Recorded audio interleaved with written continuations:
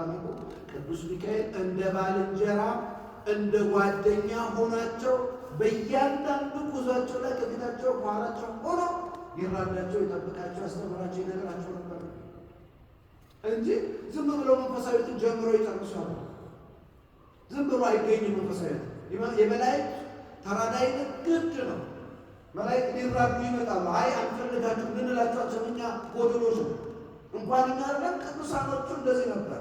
አንዱ እንደውም በዜና ትምህርት ላይ ሁለት በጣም የሚዋደዱ ጓደኛሞች በመንፈሳዊታቸው በጣም ጠንካሮች ነበሩና ለምን አንመንንም አሉ።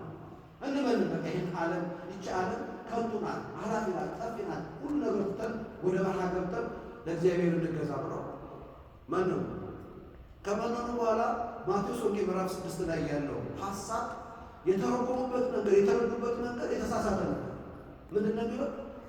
ስለምትበሉ ስለምትጠጡ አትጨነቁ፣ የሰማይ አባታችሁ ይመግባችኋል ብሏል። እና ምንድን ነው የሚያስጨንቀን? በቃ መስራት አስፈልገን ምን አስፈልገን የሰማይ አባታችን ይመግበናል ብለው በረሃ ወጥተው ይጠብቁ ጀመሩ። የሰማይ አባት ይመግበናል። ተመልከቱ ግን መጽሐፍ ቅዱስን የምንረዳበት መንገድ ራሱ በራሳችን እንደፈለገ እንረዳ መንገድ ቀላል አለ። አሁን በረሃብ ሊሞቱ በረሃው ላይ ሄደው ቁጭ አሉ። አይሰሩ ቁጭ መጸለይ ብቻ እየሰገዱ እየጸለዩ ቁጭ ቢጠብቁ የሚመግባቸው ነገር ቢጠብቁ ይመግባቸው 3 ቀን 4 ቀን እግዚአብሔር ከሰማይ አያቸው። አንደኛ በጎነታቸው ቅንነታቸው ላይ ዋናታቸው ናቸው። ግን መጽሐፉን የተረጎሙበት መንገድ ግን ስህተት እንደሆነ ለመላእክቱ መናል እነዚህ ሰዎች በረሃብ ሊሞቱ እባክህ ተርጉመ ንገራቸው የሚለው እዛ የተጻፈው ነገር ምን እንደሆነ አስረዳቸው። አለበለዚያ እነዚህ ሰዎች በረሃብ ይሞታሉ። ያለ አግባብ ሊሞቱ ሰው መሆናቸውን ረስተውታል። ሰው ሆነው መስራት እንዳለባቸው መውጣት እንዳለባቸው ረስተዋል። ይህን ተርጉሙ።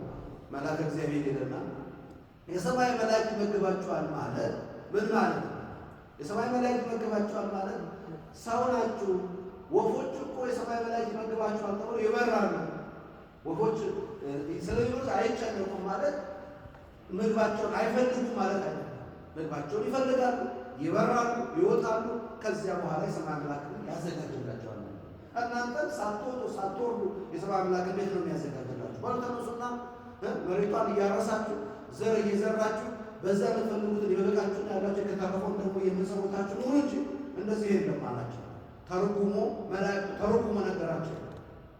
መላእክት እግዚአብሔርን ቃል በደንብ ብጥር አድርገው ከነትርጓሜው ቃል ለብዙ ቅዱሳን የተረጎሙ የተናገሩ ቅዱሳን መላእክት ናቸው። የቅዱሳን መላእክት የተሰወረ ምስጢር የለም። ስሉስ ቅዱስ ጊዜ ለቅዱሳን መላእክት የገለጹ ናቸው። ስለዚህ ነው በዚህ ምክንያት ቅዱሳን መላእክት ከኛ መንፈሳዊ ሕይወት ጋር እጅግ የጠበቀ የተቆራኘ ነገር አለ። አሁን ቅዱሳን መላእክት ሲቀርቡ እንበረታለን፣ እንጸናለን። በውስጣችን ሰላምን፣ ደስታን፣ መረጋጋት ይሰጡናል። አጋንንት ውስጥ ወደ እኛ ደግሞ ሲቀርቡ ምን ይፈጠራል?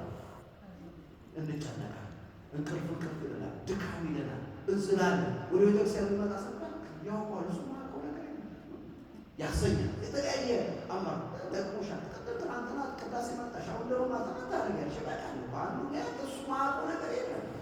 አንቺ ዝም ብለሽ ነው የምትለው። እሱ በትንሹ ይሄች ሀሳብ የማን ይመስላል? የራሳችሁ ይመስላችኋል፣ ግን የራሳችሁ አይደለም። የአጋንንቱ ማጣሪያ ነው። ይሄን ነው።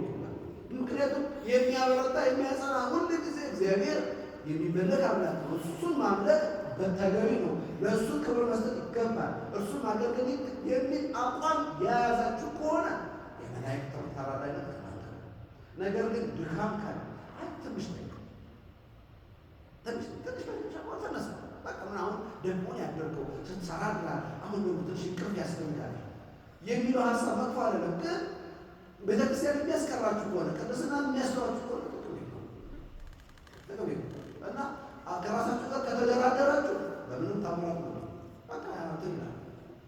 ለምሳሌ አባቶቻችን ትምህርት ላይ ምናል ለምሳሌ እናንተ እሑድ ጠዋት በማለዳ መጥቼ አስቀድሳለሁ ብላችሁ አላርማችሁን ሞላችሁ። አላርማችሁ ላይ 5 PM ላይ ሞላችሁ። ነገር ግን ከሞላችኋት በኋላ ያቺ ሰዓት ሞልታችሁ ተኛል። መቼም ሰዓቱ መድረሱ አይቀርም። ደረሰ፣ ጮኸ። ሲጮህ ምን ትላለች? አላርማ ተጠፉና 10 ደቂቃ ለተኛ። አሁን ድርድር ይመጣል። እንደ ጮኸ ወዲያውኑ ካልተነሳክ ተነስተህ ታጥበህ ተዘጋጅተህ ካልወጣ ነገር የሚመጣ መሳል ልክ እንደ ጮኸ ውሳኔ ካልወሰናችሁ ቆይ እስቲ ካላችሁ አጋንንት ይመጣል። ክርክር ምን ያመጣል? በጊዜ አንተኛ ትንሽተኛ አሳብ ይላል። ሲያታፍ እውነት ይመስላችሁና አላማዋን ታጠፋታላችሁ። ከዛ 10 ደቂቃ ልተኛ ብላችሁ ጋደም እንዳላችሁ ጸራሞን ደራሞን የሚባሉ የእንቅልፍ አጋንንት ይመጣሉ። ምርጥ እንቅልፍ ያመጣባችኋል። 10 ደቂቃ ተኛ ያላችሁ ከአንድ ሰዓት ተኩል በላይ የማታውቁት አይታችሁ የማታውቁት እንቅልፍ ይለቅባችኋል። ስትነሱ ፀሐይ ወጥቷል፣ ነግቷል።